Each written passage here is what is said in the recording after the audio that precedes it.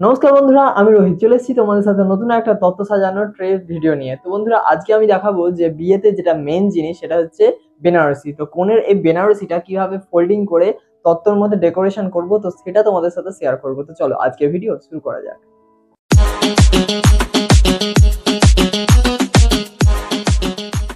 একটি গ্রামের ছোট্ট বাড়িতে তিথি নামের একটি মেয়ে ছিল, যার বিয়ের আয়োজন চলছে খুব রমরমিয়ে। তিথি স্বপ্ন দেখছিল বেনারসি শাড়ি এবং তার চমৎকার তত্ত্ব সাজানো নিয়ে কিছু স্বপ্ন, কিন্তু তার পরিবার খুব সাধারণ, তাই তত্ত্বে খুব বেশি কিছু দেওয়ার সামর্থ্য ছিল না। তিথির মা সারাটা রাত জেগে নিজের হাতে কাপড় কেটে পুতুল বানিয়ে আর ফুল দিয়ে তত্ত্ব সাজিয়ে রেখেছিলেন। সেখানে ছিল কিছু পিঠে, মিষ্টি আর একজোড়া বেনারসি শাড়ি তিথির শ্বশুরবাড়ি পাঠানোর জন্য।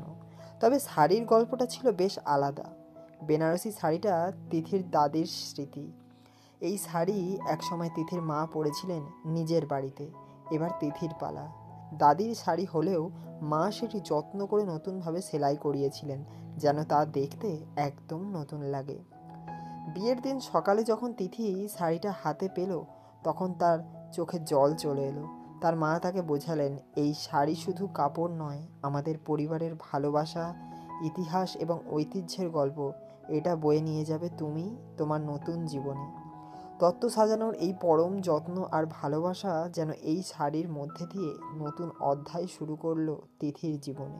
পরবর্তী আরেকটা গল্প না বলেই পারছি না, সেটা হচ্ছে রূপা ছিল এক অতি সাধারণ পরিবারের মেয়ে, কিন্তু তার স্বপ্ন ছিল রাজকন্যার মতো বিয়ে হবে।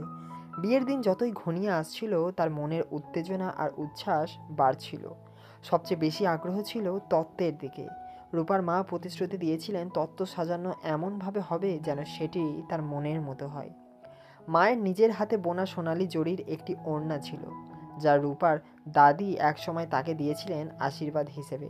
সেটি তত্ত্বের শীর্ষে সাজানো হলো রূপার বেনারসি শাড়ি।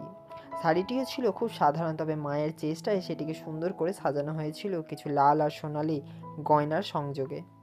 তত্ত্বে শুধু শাড়ি আর গয়না নয়, ছিল হাতে বানানো নকশি কাঁথা, মায়ের নিজের হাতের রং করা মাটির প্রদীপ আর রূপোর প্রিয় কয়েকটি বই। প্রতিটি জিনিসের পিছনে ছিল মায়ের ভালোবাসা আর স্মৃতি। বিয়ের দিন রূপা যখন এই তত্ত্ব দেখতে পেল, তার চোখে জল চলে এলো। সে বলল, মা, এ তো রাজকন্যার তত্ত্বের চেয়েও বেশি কিছু। এখানে শুধু জিনিস নয়, তোমার আশীর্বাদ আর মমতা মিশে আছে। তত্ত্বটা যখন শ্বশুরবাড়ি পৌঁছায়, সবাই অবাক হয়ে বলল, এই তো শুধু তত্ত্ব নয়, এ হলো এক ভালোবাসার গল্প। রূপা হাসলো, কারণ তার জন্য সেটাই ছিল সত্যি। তো বন্ধুরা, তোমরা দেখলে কিভাবে ফোল্ডিং করে আমি এই সুন্দর বেনারসি ট্রেটা সাজালাম। যদি তোমাদের এই ভিডিওটা ভালো লেগে থাকে তো অবশ্যই ভিডিওটাকে লাইক, শেয়ার, কমেন্ট করে পাশে থেকো, যাতে এইরকম ভিডিও, এইরকম সুন্দর সুন্দর টিপস অ্যান্ড ট্রিক্স তোমাদের সাথে প্রতিনিয়ত ছেড়ে থাকতে পারি। ততক্ষণ তোমরা ভালো থাকো, সুস্থ থাকো, দেখা হচ্ছে পরের ভিডিওয়ে। আজকের জন্য নমস্কার।